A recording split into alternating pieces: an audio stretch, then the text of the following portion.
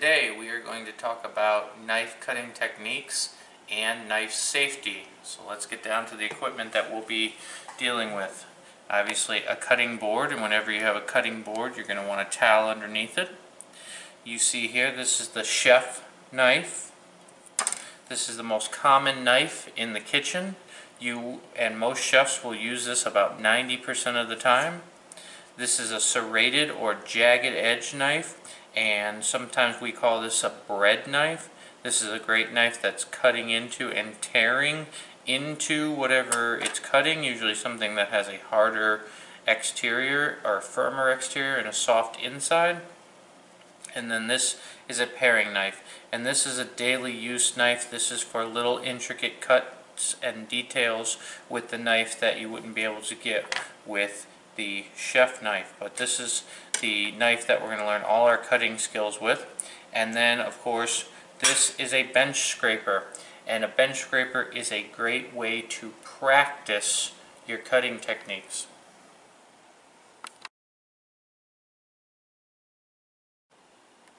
Okay, so let's start with why there's a towel underneath the cutting board. If I was to use the cutting board on my counter, as it is now, the cutting board's purpose is to keep the knife from dulling out, and also to keep you from ruining your counters or making marks into your counters. So when you have a cutting board that's either made of wood or plastic, something that can give, when the edge or the blade of the knife comes into the cutting board, it will give a little bit. On a firmer or harder surface, like for instance if you had a granite countertop and you're trying to cut on that, you would quickly dull out your blade. But why do we put a towel underneath the cutting board? That's an important question to answer as well. If I was to use this cutting board right now, I put very little pressure on it and I can easily spin this cutting board. Okay? So this becomes a movable object. This becomes very unsafe. So how do we make it safe? We put a towel underneath it. So when you're in the kitchens at school, we always cut with a towel underneath our cutting board, and then as you can see, I cannot easily spin it. It gives it more stability. And hopefully at home you do the same thing.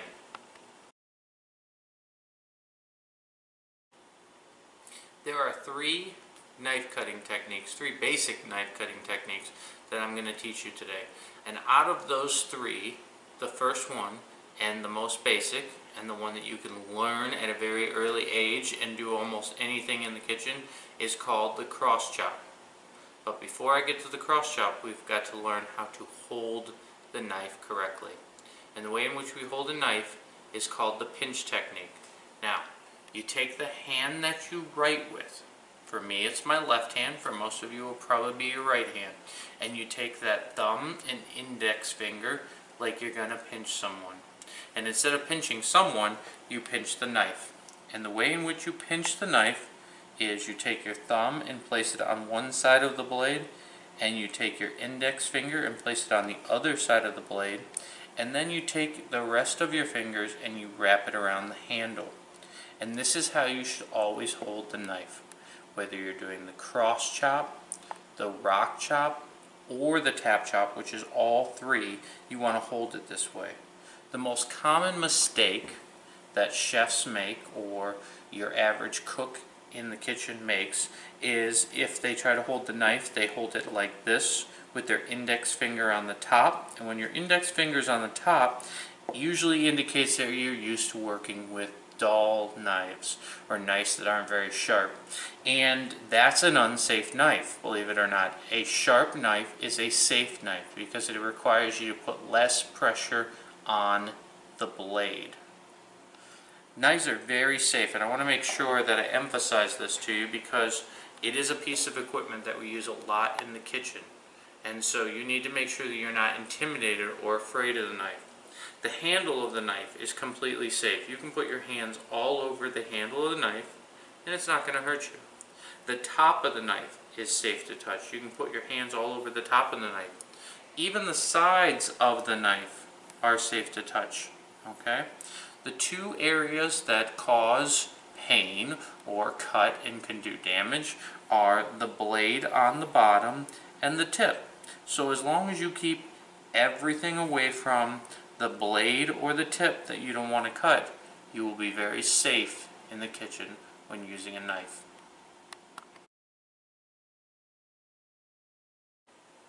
The cross chop. Let's go over this and show you exactly what it looks like. First, pinch technique on the knife. So like I said before, thumb, index finger, wrap it around. And this is how you hold the knife. So then you have your ingredients. Let's imagine that our ingredients are laid out in the middle of our cutting board. When we take our ingredients, the reason why this is called the cross chop is because as you chop the ingredients, you are lifting up on the back of the knife and setting it down, lifting up, setting it down, and you are crossing over the ingredients as you chop them, just like I'm demonstrating. Lift up the back, set it down. Lift up the back, set it down.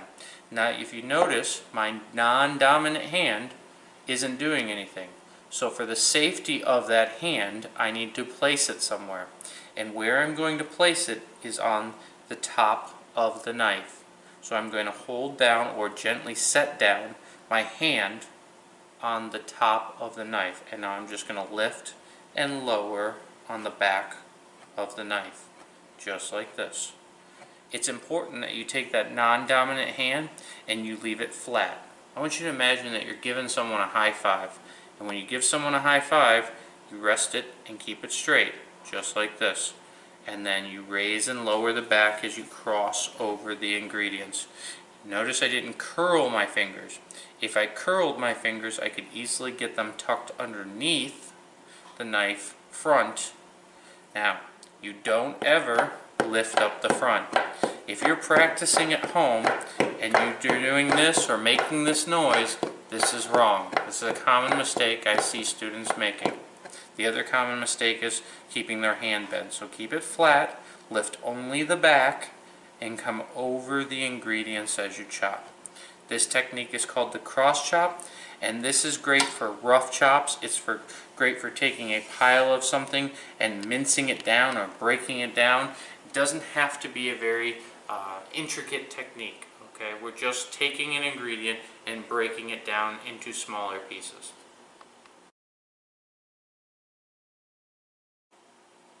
For the next two cutting techniques, it's important that we learn how to hold the ingredients. If you notice when we did the cross chop, we didn't have to hold the ingredients. That's why our non-dominant hand was resting on the knife. But when it comes to both the rock chop and the tap chop, we have to hold the ingredients while we cut them. So when you're holding the ingredients, the way in which we hold the ingredients is called the claw. Okay? Now, the way in which I teach this is very simple. Take your hand, the hand you don't write with, and rest it on the cutting board. When you're resting it on the cutting board, I want you to curl up your fingers. So that way the only thing touching the cutting board is your fingertips. Okay? Imagine that you are going to have to scratch someone. And as you scratch them, what do? You take your fingernails and you come down on them. Right? So I'm scratching the cutting board. The only thing touching the cutting board is my fingernails or fingertips. A common mistake I see people make is they take it and they have their fingertips visible. If I can see your nails, the nails of your fingers, then that's wrong. The best and way to hold it is by simply curling your fingers as if you were going to scratch it. And I'll show you this on this onion I have here. So, if I was going to be cutting this onion, it's on a flat surface, it's not too wobbly, and now when I cut it, I'm going to put my thumb behind it, I'm going to hold it in a claw-like manner, and as it's held in a claw-like manner, you notice that my fingertips are the only thing holding the onion. Okay? You aren't seeing my fingernails, just the nails are holding on to the onion. And as I cut it, I would just simply move my hand back. And as I'm cutting it, the other thing I'm doing is I'm resting my knife up against my index finger and my middle finger. Yes, that's what I said. I'm resting it. I should feel the knife up against those two fingers as I make my cuts, whether it be the tap chop or the rock chop. both of them would involve resting my fingers, resting my blade of the knife up against my fingers.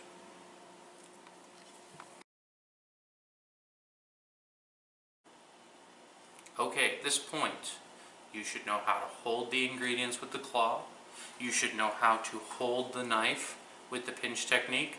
And now I'm going to show you how to do the tap chop.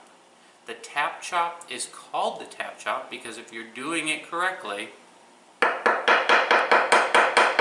you should hear a tapping noise on the cutting board as it goes through the ingredients. Now, pinch technique with the knife, holding the ingredients with your claw hand, and you're resting the knife up against your middle finger and your index finger, and as you come over your ingredients, you're just simply raising and lowering the knife. And the size of your cuts is going to be based on how you move your hand back.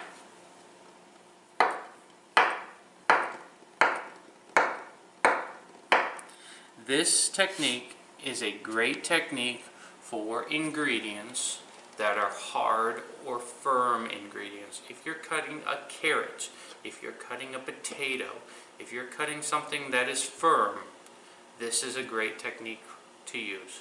It's called the tap chop.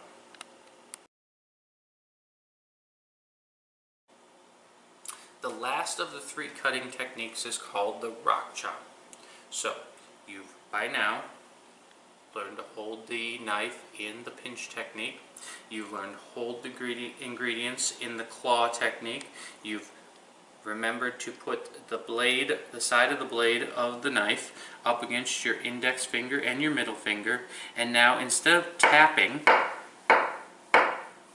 like this, you're going to simply lift up the back, pull it back, and push through.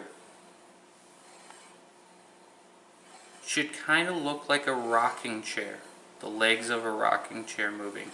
Or the other way to look at it is if you've ever seen a train and you've seen that steam engine handle that moves the wheels, it should look a little bit like this.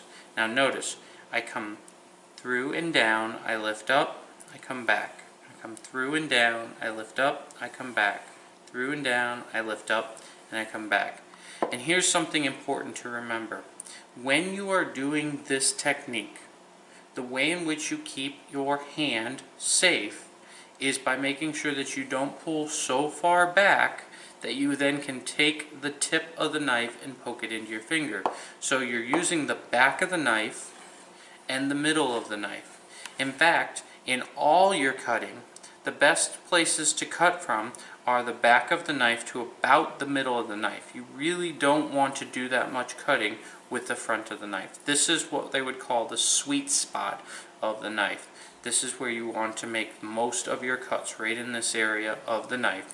And for the rock chop, it looks like this. And you're going to have to practice it for a while to get it right. And that's what we're going to be talking about next, is how to practice these techniques. Okay?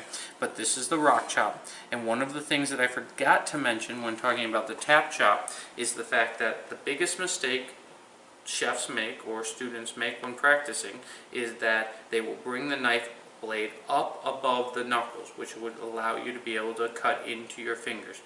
Don't ever bring the knife above your knuckles. The knife, sides of the knife should never come above your knuckles here, okay? If it's a large ingredient, you hold it up here like this and you come down on it. If it's a small ingredient, you hold it down here like this. But you never raise your knife above your knuckles, and you never pull the knife back behind your hand, because those are the two ways that you can hurt yourself when you're doing the rock chop or the tap chop. And next we'll be talking about how to practice these techniques.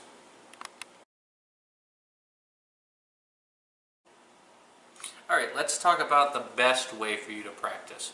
You may not have this option at home, but if you were at school and practicing, this is the way I'd want you to do it. And if you can practice it this way, it's the safest way to practice the knife cutting techniques.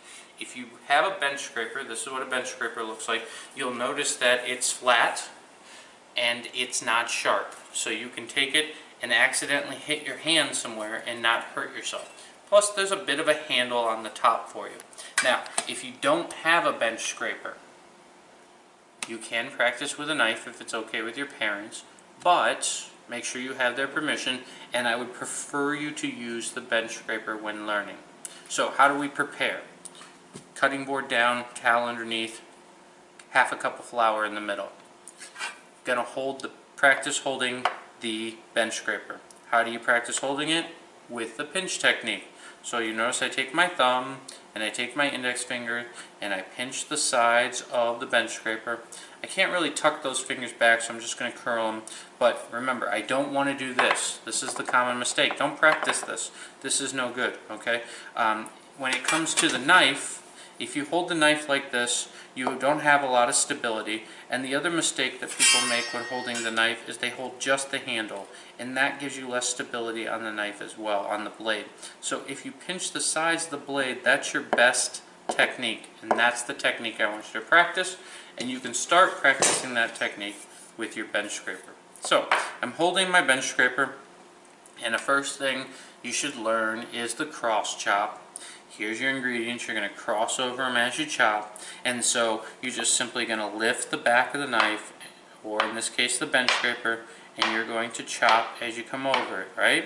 What do we do with our non-dominant hand? Hopefully you're saying to yourself, put it on the front. That's right. So on the top of the front, I am now lifting on the back, and see, I'm just coming over the ingredients, and as I do this, you'll notice that I'm not going fast. I'm not going fast because I don't need to go fast. You'll notice my ingredients spread out as we're doing the cross chop. So what I'm going to simply do is bring them back together, and you'll either take the side of the knife or the bench scraper, and all you simply have to do is just kind of pull everything back together, just like that, and then you just simply lift up on the back of the knife and come down on it, and you start chopping it again, okay? And you can do this in any way you feel is best and most comfortable for you, as long as you practice your hand being flat on the front and top of the knife, and your pinch technique on the back, and you're lifting only the back and setting it down.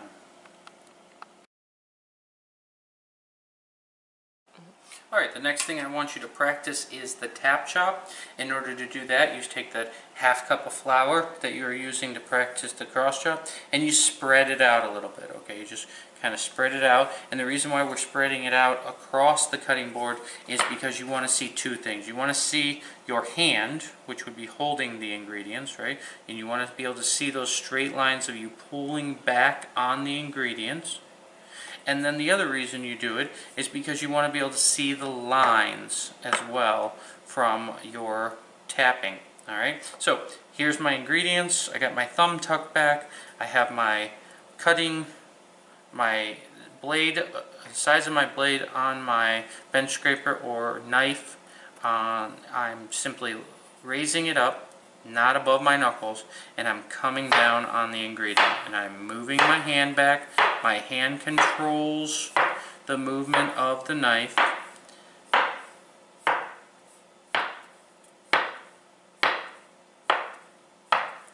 Okay, and you can see, was it consistent? Were they all about the same size? Was it straight? Okay, and that takes time to get to. The first time you do it, it may look like this. Now, look at that cuts, okay? They're sideways, they're turned, they're not even, they're not uniform. That's okay. It doesn't have to be perfect. That's our goal, though, okay? So we come down, and we're just simply raising and lowering the knife. And as we do that, we're pulling back. And that's kind of our goal. That's what we're looking for. Last but never least, we're going to practice the rock chop as well. And same thing, we're going to spread the flour out. We're going to hold the ingredients with our claw-like non-dominant hand. We're going to pinch technique on the bench scraper. And now this time, remember I said you come back, push down, and then go forward, pull back while it's lifted up.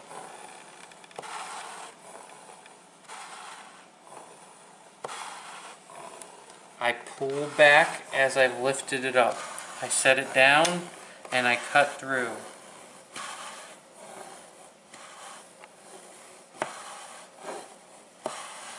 And this should go nice and slow.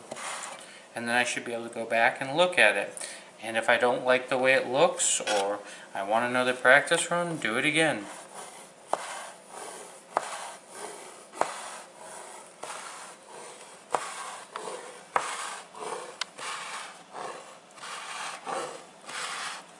And there you go. That's what you should be looking at. This is how you practice. I want you to practice, practice, practice, and I want you to be safe.